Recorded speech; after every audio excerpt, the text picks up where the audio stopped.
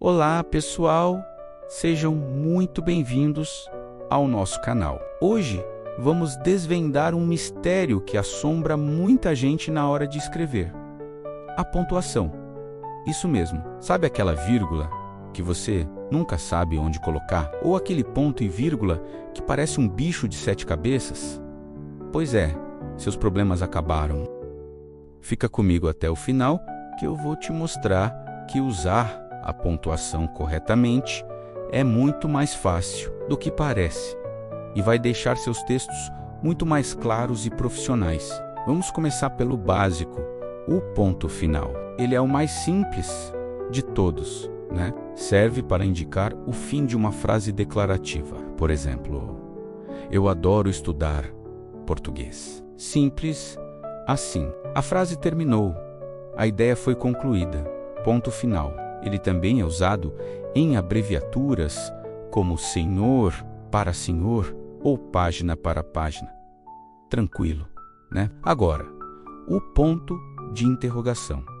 Esse também é fácil. Usamos sempre que fazemos uma pergunta direta. Você já se inscreveu no nosso canal? Qual é a sua maior dúvida sobre pontuação? A entonação da pergunta já pede esse sinal no final, não é verdade? Ele marca a curiosidade, a busca por uma resposta. E o ponto de exclamação, esse é o sinal das emoções. Ele serve para expressar surpresa, alegria, espanto, ordem, enfim, qualquer sentimento mais intenso. Que vídeo incrível! Não faça isso. Parabéns! Ele dá vida e sentimento ao que está escrito. Mas cuidado com o excesso, hein? Usar muitos pontos de exclamação pode deixar o texto um pouco exagerado. Agora vamos entrar no território que causa mais calafrios, a vírgula. Muita gente acha que a vírgula serve para dar uma pausa, para respirar, e até pode ser, mas essa não é a regra. A vírgula tem funções gramaticais muito importantes para organizar as ideias na frase. Vamos ver as principais. Primeiro, usamos a vírgula para separar itens em uma lista. Por exemplo, fui ao mercado e comprei frutas, legumes, carnes e produtos de limpeza. Note que antes do e no último item, geralmente não usamos vírgula. Outro uso fundamental é para isolar o vocativo, que é aquele chamamento que fazemos. Amigos, prestem atenção nesta dica. Mariana, você pode me ajudar? O nome ou a expressão que usamos para chamar alguém fica sempre separadinho por vírgulas. Também usamos a vírgula para separar o aposto explicativo. Calma, o nome é feio, mas a ideia é simples. O aposto é uma informação extra sobre um termo anterior. Por exemplo, Machado de Assis, o maior escritor brasileiro, nasceu no Rio de Janeiro. A parte o maior escritor brasileiro é uma explicação sobre quem foi Machado de Assis. Por isso, fica entre vírgulas. A vírgula também separa lugar, tempo ou modo quando eles estão no início da frase. Lá fora, o sol está brilhando. Amanhã de manhã, teremos uma reunião importante. Se esses termos estivessem no final, a vírgula não seria necessária.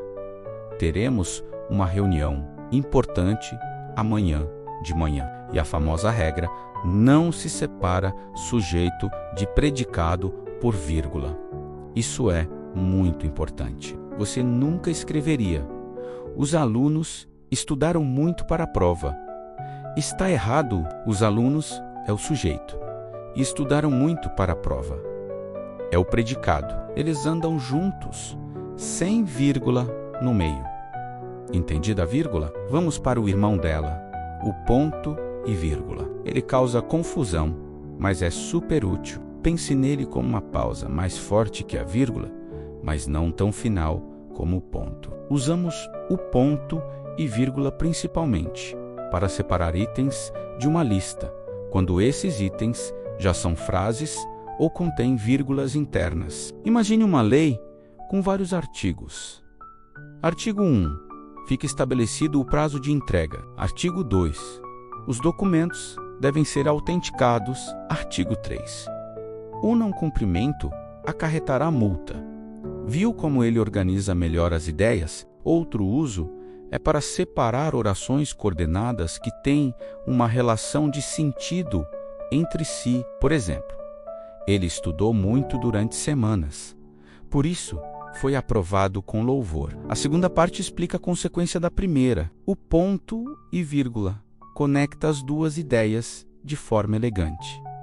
Agora, os dois pontos. Eles são como uma placa que diz: atenção, algo importante vem a seguir. Usamos antes de uma citação, como dizia o poeta, tudo vale a pena se a alma não é pequena. Também usamos antes de uma enumeração ou lista, como eu fiz agora há pouco, comprei várias coisas, pão, leite e ovos. E também para introduzir uma explicação ou esclarecimento, o resultado foi o esperado. Todos foram aprovados. Depois dos dois pontos, muitas vezes usamos o travessão. O travessão é super versátil. Ele serve para indicar a fala de um personagem em um diálogo. Onde você estava? Eu estava na biblioteca. Mas ele também pode ser usado para substituir as vírgulas ao isolar um trecho explicativo no meio da frase, dando mais destaque. Aquele ator, um dos mais talentosos da sua geração, ganhou o prêmio principal. Fica um pouco mais enfático do que usar vírgulas. E as aspas, elas servem para algumas coisas. A principal é marcar citações diretas, ou seja, a fala exata de alguém. O presidente declarou: vamos investir mais em educação. Também usamos aspas para destacar palavras estrangeiras, gírias ou palavras que estamos usando com um sentido diferente do habitual.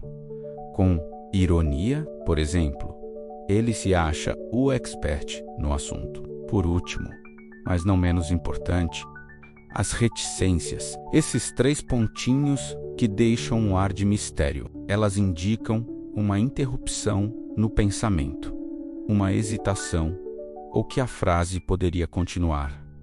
Eu queria te dizer que deixa para lá, ou para indicar que uma parte de um texto foi omitida numa citação. No meio do caminho tinha uma pedra. Tinha uma pedra no meio do caminho. Ufa, quanta coisa, né? Mas vamos recapitular rapidinho. O ponto final encerra ideias. A interrogação pergunta. A exclamação emociona. A vírgula organiza. Separa itens, chamamentos e explicações, mas nunca o sujeito do verbo. O ponto e virgular é uma pausa ao maior, que organiza listas complexas. Os dois pontos anunciam uma citação, lista ou explicação. O travessão indica falas e destaca informações. As aspas isolam citações e palavras especiais. E as reticências indicam uma interrupção ou suspense. A melhor maneira de aprender a pontuar é lendo muito. Quando você lê, seu cérebro absorve naturalmente onde cada sinal de pontuação se encaixa. E claro, praticando na sua própria escrita. Não tenha medo de errar. Escreva, revise, peça para alguém ler. Com o tempo, a pontuação vai se tornar algo automático e intuitivo para você. Espero que essa aula tenha clareado suas ideias e que você se sinta mais seguro para usar todos esses sinais incríveis que a língua portuguesa nos oferece. Eles são ferramentas poderosas para deixar sua comunicação mais clara, precisa e expressiva. Se você gostou desse vídeo e quer mais dicas de português, já sabe, né? Deixa o seu like, se inscreve aqui no canal e ativa o sininho para não perder nada. E me conta aqui nos comentários, qual sinal de pontuação você ainda acha mais difícil? Vou adorar ler e ajudar vocês. Muito obrigado pela companhia e até a próxima.